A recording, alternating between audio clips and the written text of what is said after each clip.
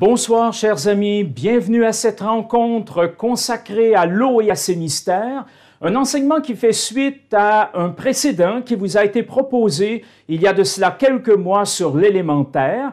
Cette fois-ci, nous allons nous intéresser à l'eau dans la même perspective, c'est-à-dire que nous allons suivre sensiblement le même programme que nous avions proposé au sujet de la Terre. Nous allons maintenant l'appliquer à ce second élément sur le grand cercle de la vie, qu'est l'élément eau. Donc, dans un premier temps, nous allons nous intéresser à quelques généralités. Nous allons surtout mettre en exergue les qualités fondamentales de l'eau, son symbole associé et ses esprits gardiens, c'est-à-dire ceux qu'on appelle les ondines. Donc, nous aurons à explorer dans ce premier bloc cet élément eau à partir de ces trois éléments principaux. Puis, dans un second temps, nous allons nous intéresser aux enjeux initiatiques associés à cet élément, c'est-à-dire, bien sûr, à l'enjeu psychologique et à l'enjeu spirituel. Je vous proposerai quelques éléments de réflexion, mais aussi des exercices très concrets, très pratiques, où nous allons mettre en œuvre un travail à partir de cet élément eau, en utilisant l'eau comme un support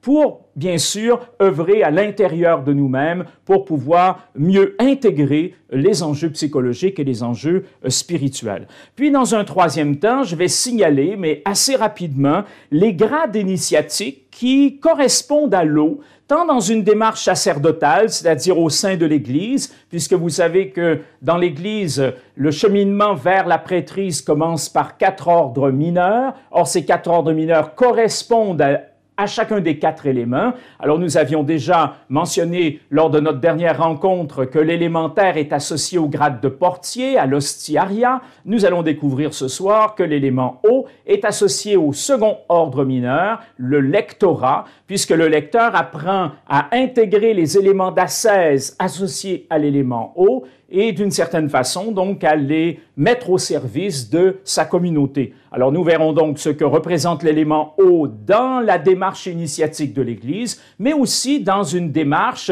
extracléricale, dans une démarche initiatique qui n'est pas en lien direct avec la tradition de l'Église. Nous verrons que dans les grandes écoles initiatiques, il y a aussi un grade, il y a aussi une initiation qui correspond à l'élément eau. Nous la mentionnerons, nous donnerons quelques éléments la concernant, de manière à ce que l'on prenne bien conscience de l'importance des 4 éléments dans une démarche initiatique. Alors voilà, de façon très rapidement esquissé le programme de notre soirée, et sans plus tarder, nous allons évoquer quelques éléments caractéristiques de l'eau, et peut-être nous pouvons déjà débuter en signalant que cet élément est considéré dans la plupart des grandes traditions spirituelles, dans la plupart des grandes mythologies, comme la materia prima.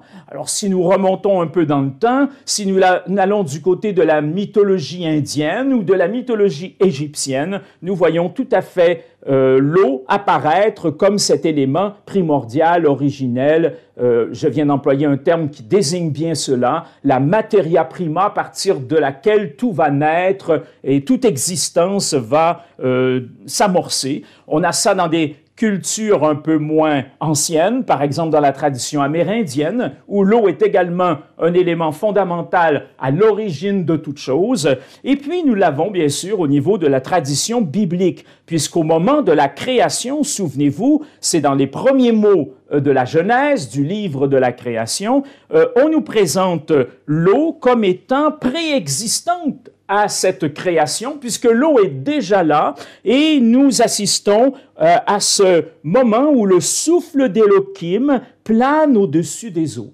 Donc, on a une matière préexistante, on a une materia prima qu'est l'élément eau, et on a le souffle de l'esprit. Et alors, on nous décrit une action par un mot hébreu, d'ailleurs, dont il n'y a qu'une seule occurrence, et c'est dans ce passage de la Genèse, qui laisse supposer, clairement, on ne va pas faire une analyse de ce mot parce qu'il est vraiment très complexe, mais il laisse supposer une mise en mouvement de l'eau sous l'effet du souffle des Élohim, et cela en vue d'une organisation de cette matière première préexistante. Donc, on a vraiment l'idée que les Elohim vont, en quelque sorte, faire passer cette matière première, cette materia prima, d'un niveau de non-organisation, d'un niveau chaotique, on pourrait dire, en hébreu, on dira tohu et bohu, vers un niveau d'organisation. C'est-à-dire que c'est à partir de cette matière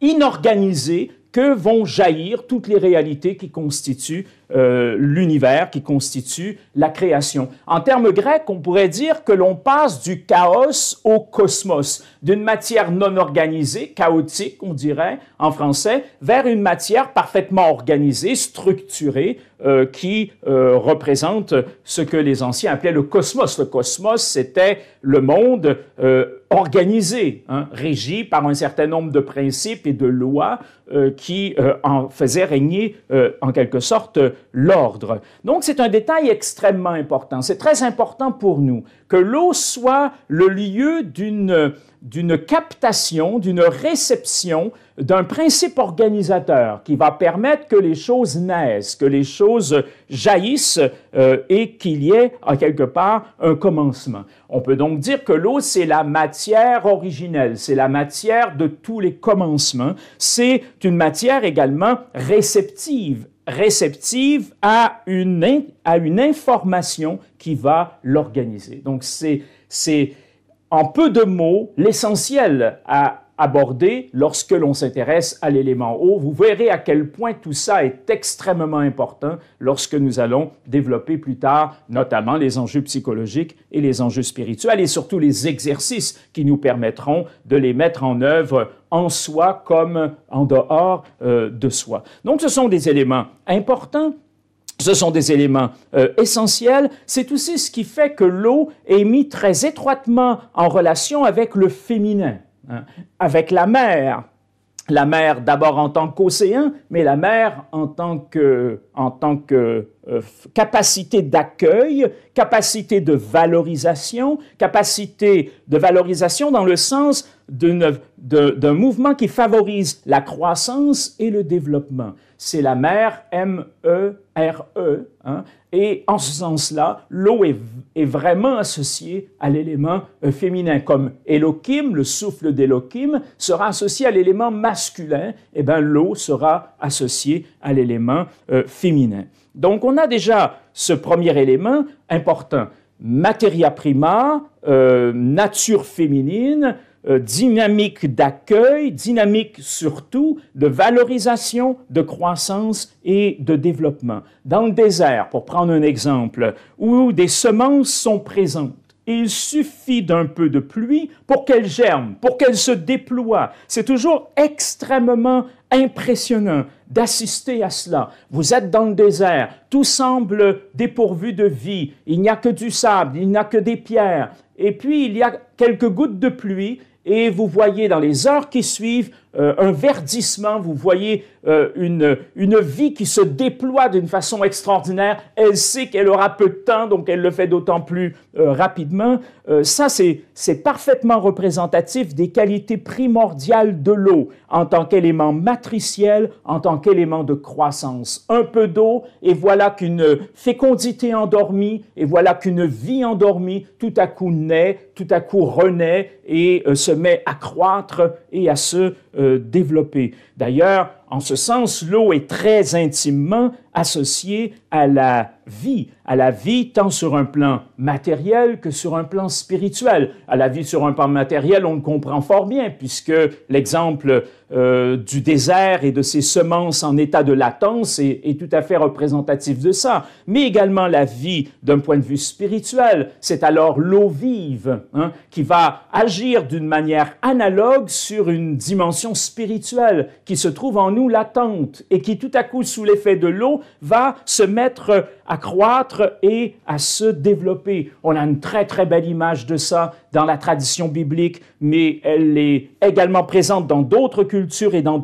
d'autres traditions. Là, je vous la cite à partir de ces textes sacrés, mais on pourrait le faire à partir d'une tradition druidique ou d'une tradition amérindienne. Chez nous, cet animal est extrêmement important. C'est le cerf. Le cerf qui, dans le texte biblique, est souvent présenté comme étant altéré et qui cherche en quelque sorte la présence de l'eau. Il y a un très beau passage, si vous avez envie d'aller explorer ça, méditer sur cette question, c'est dans le psaume 42, ce sont les versets 2 à 3.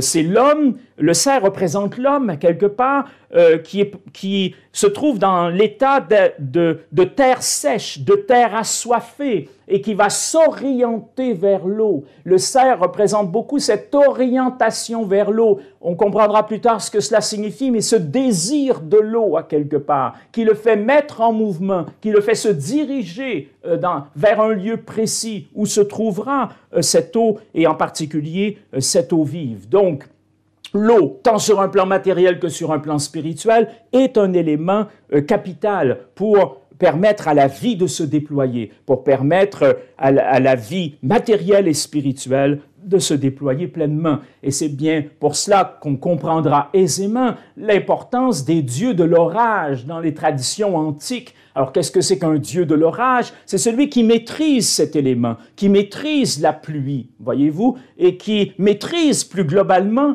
la source de l'eau. Et donc, en conséquence, d'une certaine façon, a un impact majeur sur la vie de tout ce qui existe au sein de la création. Si bien que les dieux antiques, je pense au Proche-Orient ancien en particulier, avaient tous des dieux de l'orage qui avaient une importance capitale puisque c'était eux qui avaient la maîtrise des eaux. Donc on avait tout intérêt à être en bon terme avec ces dieux de l'orage. Alors on a ça en Mésopotamie, on a ça chez les Hittites, on a ça en Égypte. Ce sont des représentations qui sont centrales, qui sont fondamentales. Même le pharaon, à quelque part, sera présenté comme une divinité de l'orage. Hein. Et puis, on a ça bien sûr dans les textes bibliques, et en particulier le Dieu d'Israël, qui est fondamentalement un Dieu de l'orage. Là, si on avait une petite heure, eh bien, on irait dans les textes bibliques chercher les descriptions qu'on nous donne du Dieu d'Israël. On l'associe très souvent à la pluie, au tonnerre, à tout ce qui est représentatif de cette maîtrise de l'eau. Et en conséquence, on le verra d'ailleurs à l'œuvre, par exemple, lors de l'épisode où il libère son peuple des Égyptiens. Vous savez qu'il y a un lien très étroit à ce moment-là avec cette représentation du Dieu de l'orage, puisqu'il va affronter le Pharaon et qu'il va avoir une action directe sur l'eau. Il aura une action directe par les plaies d'Égypte, par exemple sur les eaux du Nil, qui deviendront inconsommables. Ensuite, il interviendra avec Moïse pour, en quelque sorte, ouvrir les eaux de la mer et permettre aux fils d'Israël de les traverser. Puis, dans le désert, face à la sécheresse, face à l'absence d'eau, il interviendra encore une fois par le ministère de Moïse et de son bâton, et il fera jaillir de l'eau d'un rocher, ou rendra une eau qui était non potable en une eau potable. Voyez-vous, cette symbolique de la maîtrise des eaux, elle sera extrêmement importante pour un Dieu comme le Dieu d'Israël. Et on aura ça dans d'autres cultures, dans d'autres traditions. Pensez à Zeus, qui est aussi un dieu de l'orage, qui maîtrise également cet élément. Bon, tout ça pour vous dire que c'est un élément tellement vital, tellement fondamental, tellement primordial, non seulement parce qu'il est à l'origine de toute chose, parce qu'il est la materia prima, mais également parce qu'il est l'élément qui assure la vie. Eh bien, il sera au cœur des grandes traditions spirituelles. Les dieux qui occuperont la première place dans les panthéons seront des dieux de l'orage, seront des dieux qui ont cette maîtrise de l'eau. Ils chercheront d'ailleurs à se l'approprier ou à la conserver, d'où ces grandes luttes entre des dieux, par exemple, entre un dieu de l'orage dans la tradition hittite et un grand serpent de mer qui a une maîtrise naturelle sur l'élément, et donc le dieu de l'orage vient le combattre. Pourquoi? Eh bien, pour s'assurer lui-même la maîtrise des eaux, et en conséquence, pour s'assurer de son importance au sein du Panthéon, du culte que les hommes lui rendront, puisque le reconnaissant comme un dieu de l'orage, il ne nous reste plus, je le disais à l'instant, il ne nous reste plus qu'à être en très bons termes avec lui si nous voulons nous-mêmes bénéficier de cet élément eau. Donc voilà, déjà des éléments importants. L'eau en tant que materia prima, l'eau en tant que substance vitale, centrale, au cœur de toute vie matérielle et de toute vie spirituelle. L'eau aussi, on l'a évoqué comme processus de croissance, c'est-à-dire comme processus de valorisation. Ce sera un mot-clé pour nous tout au cours de la soirée, en particulier lorsque nous explorerons l'enjeu psychologique, la notion de valorisation qui permet la croissance et le développement de quelque chose. Ce n'est pas seulement une substance qui est à l'origine des choses, une materia prima, c'est aussi une substance qui accompagne toute chose dans son processus de croissance et dans son processus de développement en rapport avec le principe de la valorisation.